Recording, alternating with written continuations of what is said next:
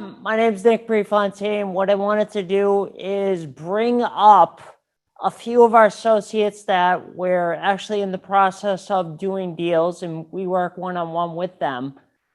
We've actually done deals, 2 deals that are going to be signing. One has signed today, and I'm not sure if the other one is scheduled to sign this week or has already signed. I just wanted to bring those associates up because they're both very different deals, and they're a great illustration of stick-to-itiveness and persistence and why that's so important in this business and when starting to do these deals. So first, I'd like to bring up Tony Loprino.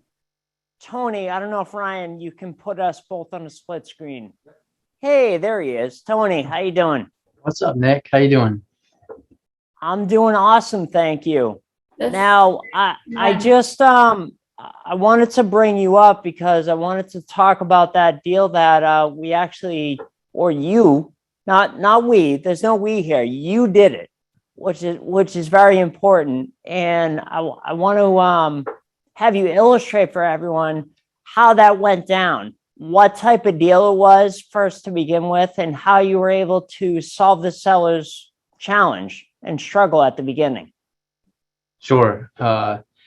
This is my first deal, and it was an AO deal.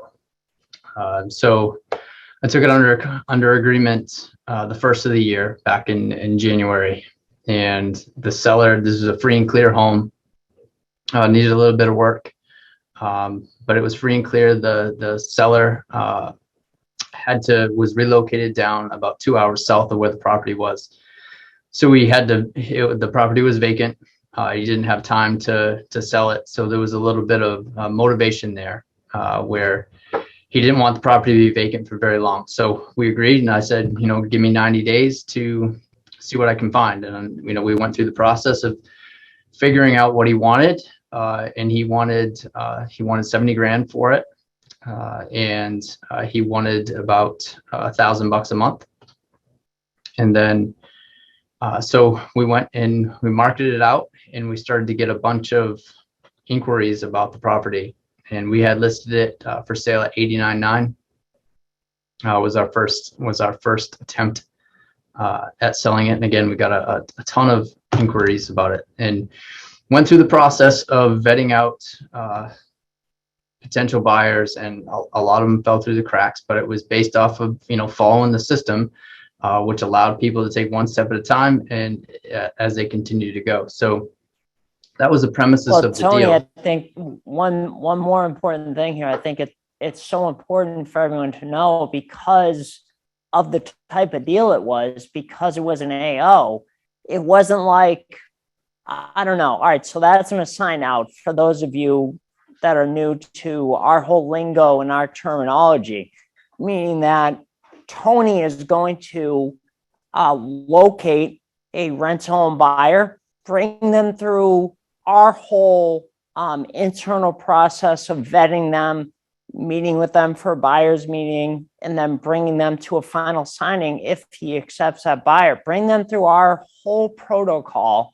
And then once we have that buyer, we're going to, or Tony is going to, assign that buyer to the seller. That whole package, that's in essence, or in summary, what an AO is. So on an AO, what's important for everyone to know is there was no reason, Tony, to build out, to try to get a higher price and to get a spread every month and get a higher number at the market price. So we just got the most aggressive that we could right off the bat to give ourselves the best chance of locating a good down buyer with a good down payment. And that price that we came out with was, I believe it was what, $888, Tony? Yeah, that was the final. That was it. The final monthly lease payment was $888. Yeah, exactly. And then go ahead. Didn't mean to interrupt you. I just wanted to get that important point out there for everyone. Yeah, absolutely. And like I said, we had a handful of buyers come through, and to a point where we had accepted a buyer, and they were a perfect candidate. They had gone through the entire system, gone through the buyer's meeting. We had a buyer's meeting with them. They brought their, we require a binder deposit. They brought everything there, and Nick and I had a good. That was the first buyer's meeting. We did that together. And the reason I want to just interject little things like this is it's really important for everyone to hear, Tony, because we did the first buyer's meeting, and we typically do that with a lot of our newer associates, that we'll do the first one or two of them with you. So you get the cadence and you get the kind of the rhythm that you have to take the buyer through all the documents for a buyer's meeting. Tony and I did that together, which was great that we did that. And then Tony, you want to kick it off with where the direction that you were going? Yeah. So once we accepted them, then it was my opportunity to give the buyers that were accepted, give them a call and give them the good news. Called them, gave them the good news, but they delivered the bad news back to me and said, we're going to decline your acceptance, and for various reasons that they had come together. This husband and wife said, this isn't the right fit for us. So it was a tough one to swallow. I got really excited at the beginning of it. I was like, holy smokes, like this is really going to happen. I'm going to close my first deal. It's going to be awesome. And next thing I know, we're back to square one, looking for the next candidate to take. So that was that's how it started. And then we just kept the process going. I think what was really important, I spoke with you. I was wondering, I was like, geez, I haven't heard from Tony. I wonder what happened. So not first thing the next day, but like later in the afternoon, I called him and I said, what's going on? How you doing? And he's like, I'm having a pretty tough day. I'm like, what happened? Did your dog die? What's going on? And Tony's like, no, they declined. And I was like, that's not a, and Tony, you might remember this better than me, but I said, that's not a negative thing. That's not a bad thing, because it's better now than in 3 or 4 months when they realize they can't do it. And then they stop paying you. And we're in the time of COVID and you have to go through an eviction and everything. So it's a good thing that they're letting you know now. And that gives us the opportunity to find that other good buyer that's out there with a good down payment. Sure. And that was, I needed to hear that, because that's definitely not what I was thinking at the time. But anyway, we went back to the square one, and we had continued. And I remember from a conversation, I think it was, Cammie had mentioned it, is that regardless of if you've accepted a buyer, or regardless if you have, everything's lined up, you've got all the, attorney meetings set up and everything, just keep marketing the property, keep marketing it out there, and keep bringing people through the pipeline. And I remember that, and I was like, okay, well, just keep people through the pipeline, keep going and keep going. And we did that. And, eventually it was a few weeks later, we had a couple more people come through. And then just recently, over the last couple of weeks, we found another great candidate and accepted him. And then again, followed the process, and we ended up completing the deal today, this morning. Oh, do you want to go into, yeah, really recently? Yeah, like 10 o'clock this morning. Do you want to go into, yeah, that's great. Do you want to go into a little bit of detail on how we were trying to do it together and our schedules couldn't align? And then this buyer, I think, kind of fell off the map, but then he called you back or something like that, where he resurfaced and then you weren't able to get me on the phone. And so you went ahead, because you already knew the framework of how to do a buyer's meeting. You went ahead and did the buyer's meeting on your own. Yeah, there was, absolutely. There was a couple people in this that we had, were getting ready to offer the property and accept the buyer. There was another husband and wife that came through, and actually I completely forgot about this, but they were accepted. And I was an hour before the buyer's meeting was scheduled, and they called me up and said, we're not coming. We've decided that it's too far to travel.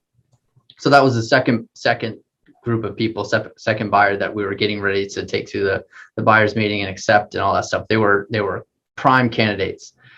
So then I called the second guy that we had in the hopper, and again, we kept going through it. And you're right, our schedules didn't line up. And it was like, you know what, you just got to step up, and you can handle this. You've got all the tools around, you get people to support you. Just go through the process and just follow the steps, get the information that you need, get yourself organized, and you can handle it. And that's what we did. I went through the buyer's meeting, the process with them, got all of the documents signed, letter of intent, all that stuff, binders, deposits, and then scheduled the attorney meeting, the attorney signing. And it's like everything was lined up, everything was great, and then another curveball thrown at you. And 5:30 last night, when the scheduled 5:30 on Wednesday night for before the 9 a.m. attorney signing, the attorney sends me a message and says, "I'm out." And I was like, now what? Now what? So it was great to have Steve was with me on Slack. I was like, dude, you got to talk me off the ledge on this, because it's like, what am I supposed to do? I messaged you. It was after hours, whatever you were running. Did you run? Came back. You didn't have your glasses on. Your dog's barking like crazy, and we're trying to figure this thing out. So we put a contingency plan together, which was great, because I'll tell you what, if I didn't have the two of you or a community or anything like that, I would have been long gone, long gone, and been like, no, this isn't right. But anyway, we ended up getting through it, and we're good to go, I think. Yeah, right. You think? Yeah. Well, that's so good for everyone to hear. It's the deal structures and all the glamorous things about which is they're all good things, but it's important to know the struggles, because the struggles are real, and we help you at Smart Real Estate Coach and with the community to overcome that struggle. Yeah, so there was definitely really struggles important. all the way. That's really through. important, and you had your fair share on this one. Yeah, I sure did for the first one. Not having any background, not knowing anything about the stuff, and again, just coming into the community back in October of 21 and getting the deal taken right away, or within the first couple months, and now taking it full circle. So it's it was a good experience for sure. Well, that's awesome. And Ryan, I don't know if you could help us out, if we could do some questions, because I'm sure people will have some questions about this. Sure. Or maybe there'll be no questions. Tony, I did have a question. So how did you said you did a contingency plan for the lawyer? Who did you get? Did you reschedule, or how does that work in relation to, like you said, you had 2-3 buyers that didn't come, this buyer's ready to go, and then they throw the curveball. So what was the contingency that you placed in the contract for that? Sure. Well, I certainly didn't have a plan, but I asked, I was like, well, number one is I wanted to keep the agreement with the dates. Everything had lined up the way it needed to be, and we were shooting for April 1, and I wanted to keep that. I wanted to honor that, so there had to been another way. And Steve in the coaching community said you can use I used an online notary service. So we ended up tapping into, I can't remember the name of it, something notarized, but it was an online notary where we were able to bring up the document. I had the buyer with me, and we did a notarized lease agreement. So that was the contingency plan. Hey, Tony, and there's actually there was one more thing that we didn't cover. Tell everyone about the sewer issue too. Oh, yeah. And what we had to what you had to, negotiate with that. Yeah. So in the process of between scheduling the final lease signing and the sign date, from the letter of intent to the sign date, the buyer wanted to have a walkthrough and inspection. So he was doing the inspection himself. He's pretty savvy about it. And everything had been vacant. So it was in the wintertime up here in the Northeast. So he had shut the heat off. He had drained the pipes, all that stuff. So I contacted the seller. He came up, and when they turned the water back on, a pipe broke between the street and the property. So the seller recognized that.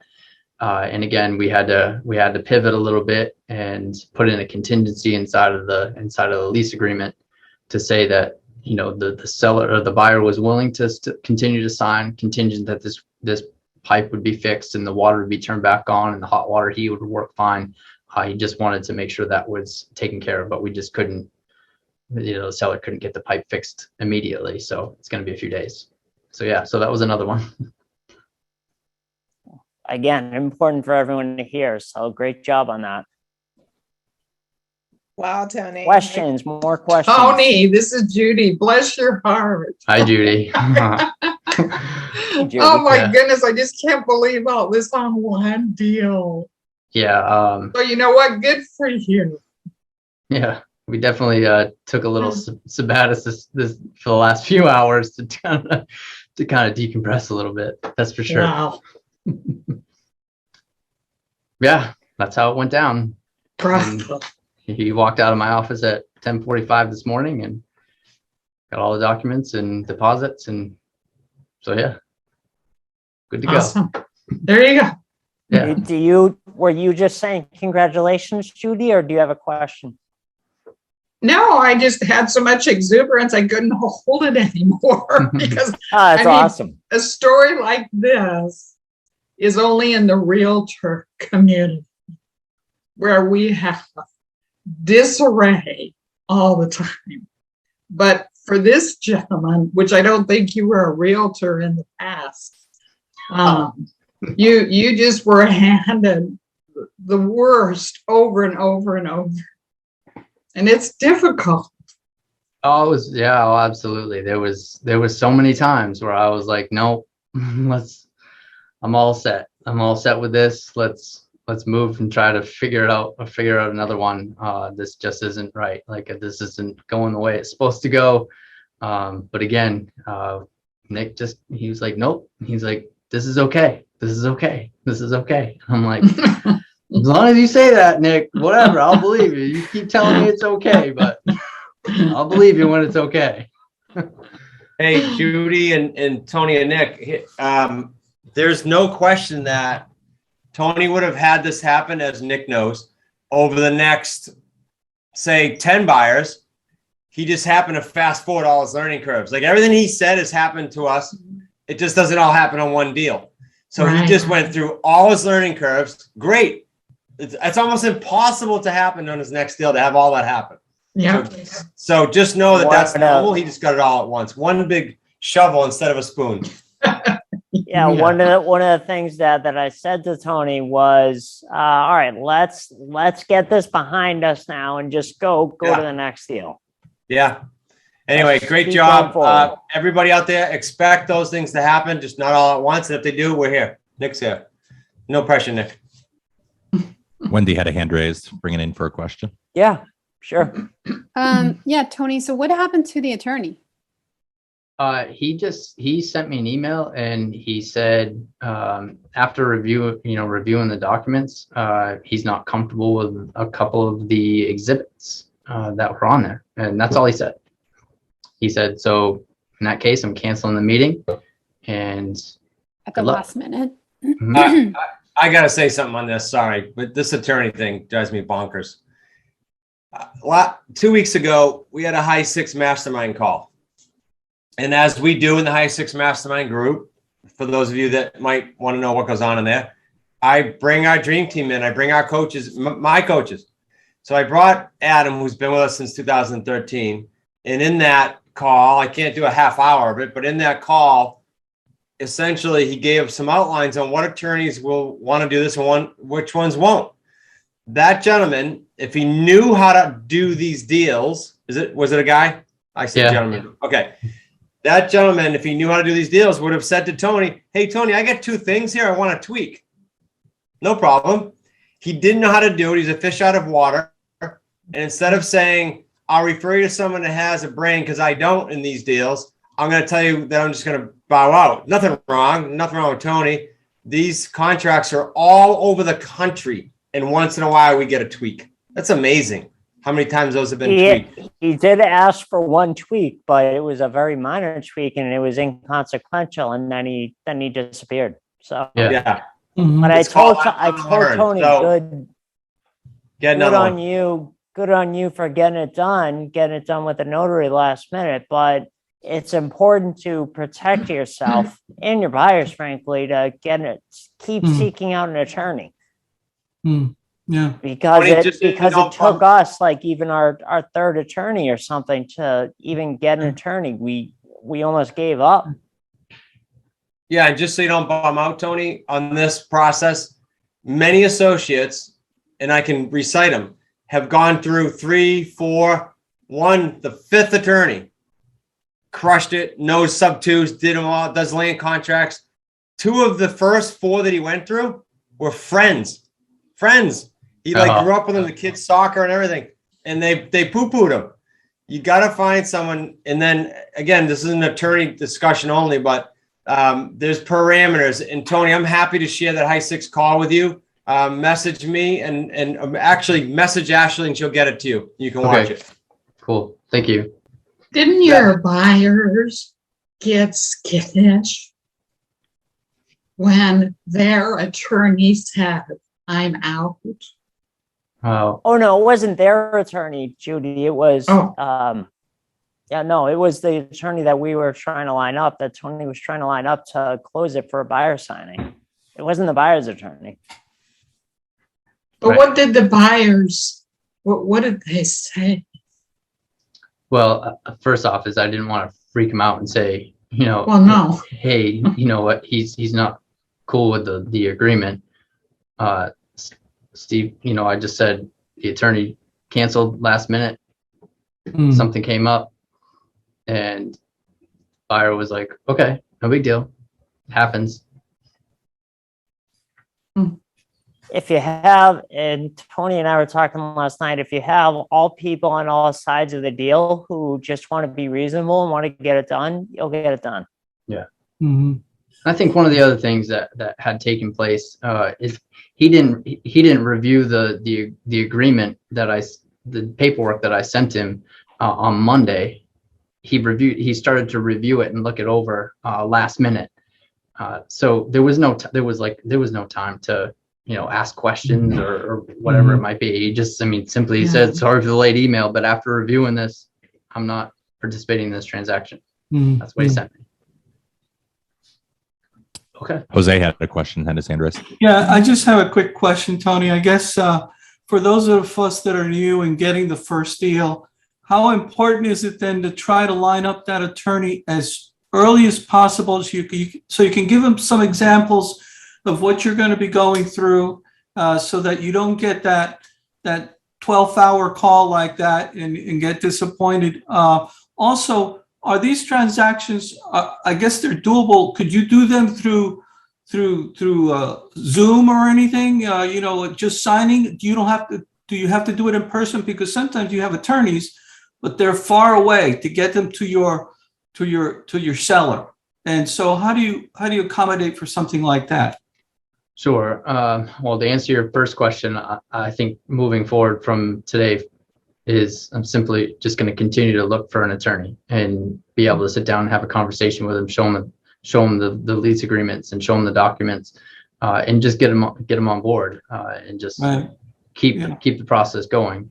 Instead of I didn't necessarily wait, but after the first buyers meeting that I had, I didn't have an attorney lined up. So I went to the local attorneys that are big in my area and started the process. And this one guy got back to me and asked him, like I had asked Greg and Cammie, I was like, how do you find an attorney? What are the questions to ask? And I went through the whole thing and he's like, yeah, absolutely. He was I was like, okay, he's done this stuff a number of times. And again, it was somebody local. My buyer was local, so it worked out fine. I don't know about dealing with somebody outside of, I mean, Nick would have to ask. I'm in the process right now of going through that because I'm in an area where I could possibly buy in 3 states.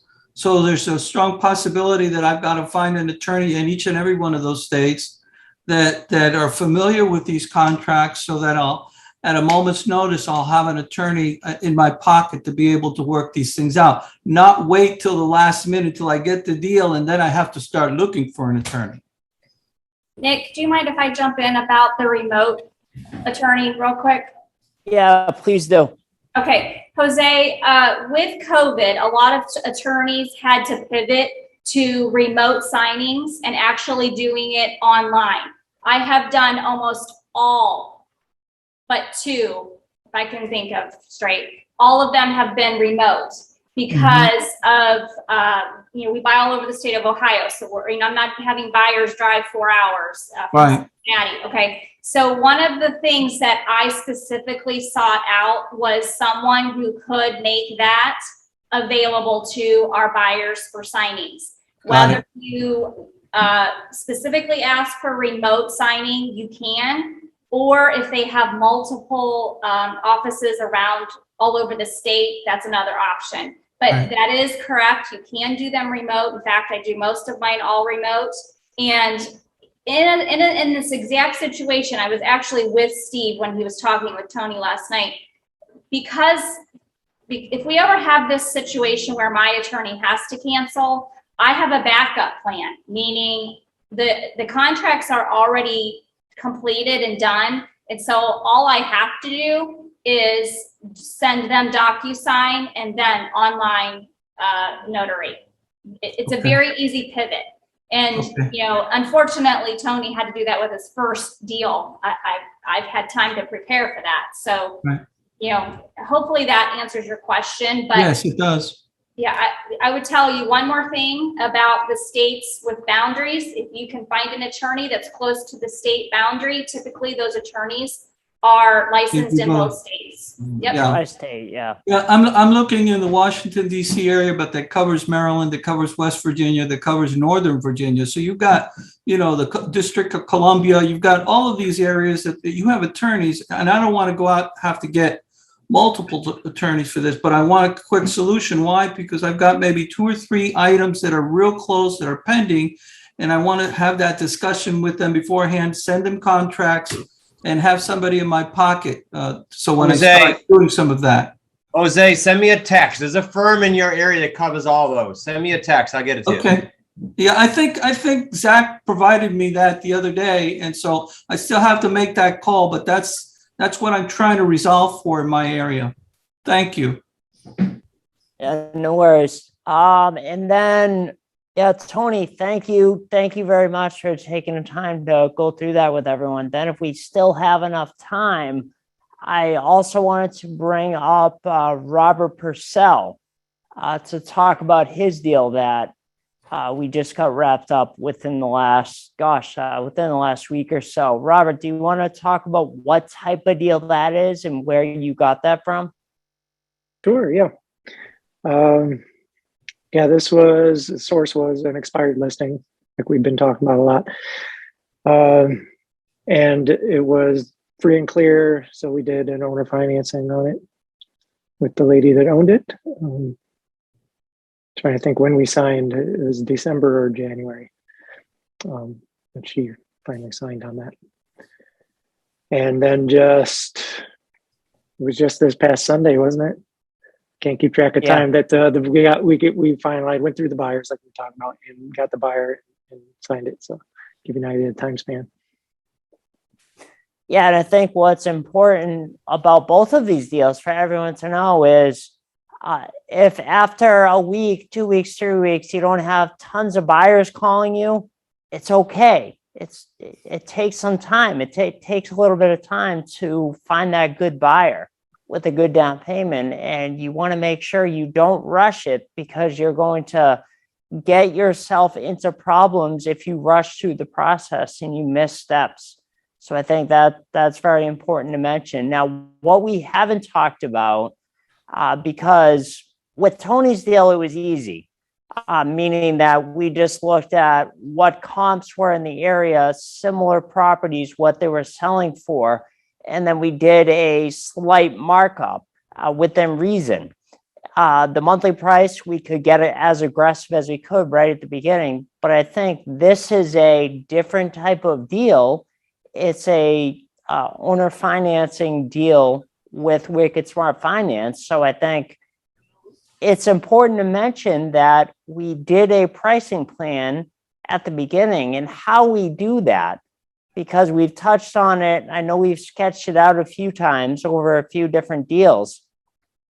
But what's important for everyone to know is we write out, in one place, this is what I do, write out what we have the property under contract for, both the monthly and the price that we're buying it for.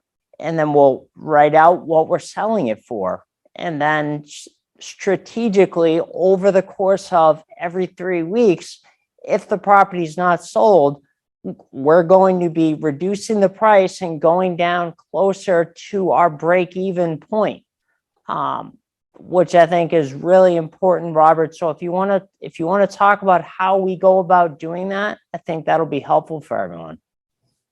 Yeah.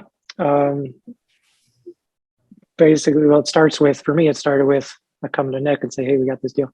Let's talk. And so he helps me, walks through that with me. And like he said, so he likes to start, we look at kind of our break even, like obviously, so owner financing, we're paying the seller directly monthly.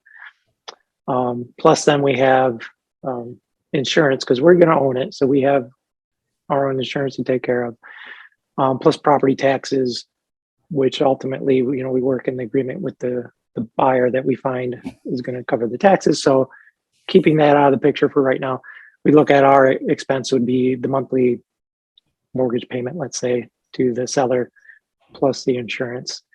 Plus is like, what's the minimum spread? We got to have some profit. Well, ideally we have some profit, monthly. So let's look at some minimum, and that'll be like our bottom line as far as rent that we're going to advertise. But we don't start there. That's at the end point. And if we get to that point, then we got to think about things. So we look at, like he said, comparable rentals out there, which in this particular one, it was tough. I didn't find anything that was for rent in that area for some reason. And I expanded the area. It was still like nothing. I was like, there's some apartment over here, kind of close. And there was like 2 things. It was just tough. But gathered up the information we could to try to see what are people paying rent. And so we start around there, a little bit lower. And we went over this with the associate day. So for those who are associate, can walk through this already, but a lot of people here were not there. But it's basically, we look at that market rent. And what we did with this property, Nick said, hey, with this one, we can advertise with the taxes included as step 1. So we started at whatever the number was. We started at, and yeah, like he just said, sometimes you don't get much action. I think I got 2 inquiries during that first couple of weeks, which I wasn't used to. This is the first time it's been slow like that. So it was like, and that's not the goal. The goal isn't, it does happen that you are able to pop it within the first couple of weeks, but that's not the goal of the first 2 to 3 weeks. The goal of the first 2 to 3 weeks is to get it out there and to get it on people's radar, which we did. And it sounds like you did here. Yeah. So after that, we sketch out a plan every 3 weeks. We lower the price. We sketch that out in advance until we hit that bottom that I talked about a little bit ago. And then if we didn't find anybody then we got to reevaluate stuff, see what's going on. So we didn't get that low, but yeah. So 3 weeks later, where were we? Where do we settle with this buyer? How much spread do we have monthly? We lowered it twice. Okay. And so the what does spread it end up being? is still about almost 400, I think. Oh, gosh, only three 400? something. Yeah, right. Right, I know, which is pretty good. And then we had buyers on the line that were interested, but then still we hadn't accepted anybody for sure. So we lowered it again because that was the plan. Because maybe they fall through like we just heard. You know, your buyer walks away last minute, make it happen. So keep marketing. So we continued the plan, lower the price. Takes the thinking out of it, doesn't it, Robert? When you have that prearranged reductions that you're going to do on that date, if it's not sold, doesn't it take the guesswork out of it? Of, ooh, should I reduce it? Should I not? Should I hold out? Right, takes your emotions out because in the time, you know, you're like, or if I would have, you know, in the first 2 weeks, like I got no action. What do I do? You know, well, we already have a plan. Next week we're going to lower the price. No, I don't have to think about it. So yeah, for sure. That's important. Now, what was with the limited time that we have left? What was the biggest lesson you learned out of this deal? What number deal was this for you? It was a fourth one altogether. Okay, so this is great. We just went over Tony's deal earlier. That was his first deal. What was your biggest lesson that you learned out of this deal? Well, when it came to the buyer, we had another buyer that was interested that I thought, yeah, they're going to be the ones. And they were really good down payment and they had really good income. It's like, great. And then they just disappeared. So you have to keep going, even though, you know, everybody's interested, right? They're interested. I'm interested in them. Yeah, this is great. And then poof, they're gone. You can't stop. You just can't stop. Even when it looks like, well, now we have one scheduled. We're going to sign it tomorrow. Keep going. Don't take it off. Just it's still available. Not anything can happen. That's right. Keep going. That's right. Thank you for sharing that. Now, I think we have time for maybe 1 or 2 questions. So if anyone has questions about this. Anyone out there, if you have a question? I've got a quick one for you. As far as your end of it. Only if it's quick, Jose. Okay. Okay. To how many people do you shoot that message to so that it brings in calls for you?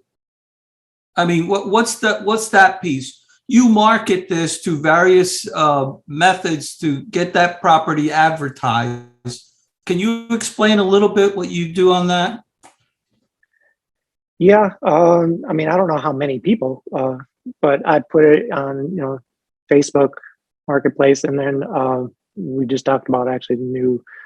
I imagine they're going to announce it at some point to the group here, but yesterday it was announced. Nat Processing kind of does that blanket. It markets it on all the places, you know, the hot pads and whatever else. So it does a lot of that for you. Yeah, so it did that standard thing. You know, we recommend Rent Links as a service, that similar thing. Yeah. So is that something, Nick, that you help him with in getting that? Do we have a standard set of people that we call for to get all that information out?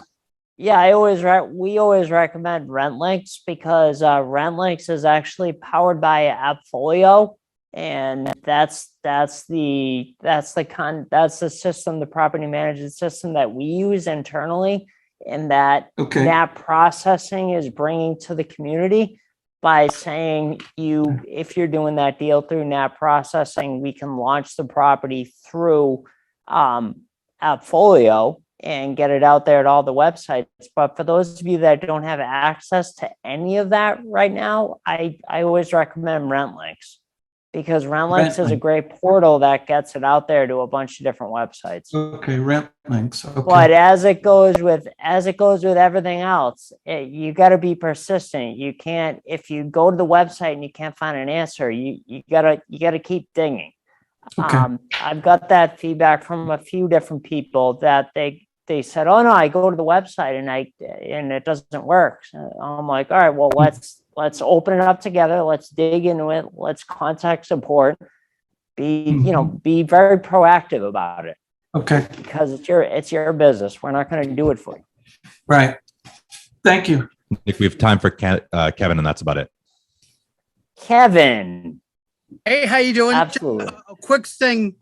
one, I really was very comforted by having followed the Dr. Nick model of give it 30 days and then changes compared to agonizing over it. The one thing that I thought was interesting is on a Friday night before I did the price drop, if I had people who were interested, who were non-committal, I reached out to them telling them I'm dropping the price officially on Sunday. Here's a heads up. Okay. That actually got a very positive response. And so it was something where if you have a fixed schedule, you can reach out to people who are wavering because you know what you can anticipate what you're doing. So Thank you. I don't think I've ever been called from your doctor. schedule. Pardon? I don't think I've been called doctor in my life. Thank you for that. Well, sure, of Appreciate course. that. Is that an honorary doctorate? Honorary. Honorary. I appreciate it. Well, I think, thank you very much, Robert. And we're going to continue to deal with each other, as you know. And I hope that was helpful for everyone doing a little bit live. These are live deals that we're doing just this week and last week. Over the last week, whether it's today or Sunday, we finalized one. So I hope that sheds some light on the persistence that you need to have in this business. And especially even after you get a property, you're like, oh, I get a property. Great. Now my work's done. Well, it's just beginning because as Tony was sharing, there are multiple layers and it keeps going and you just have to stick with it.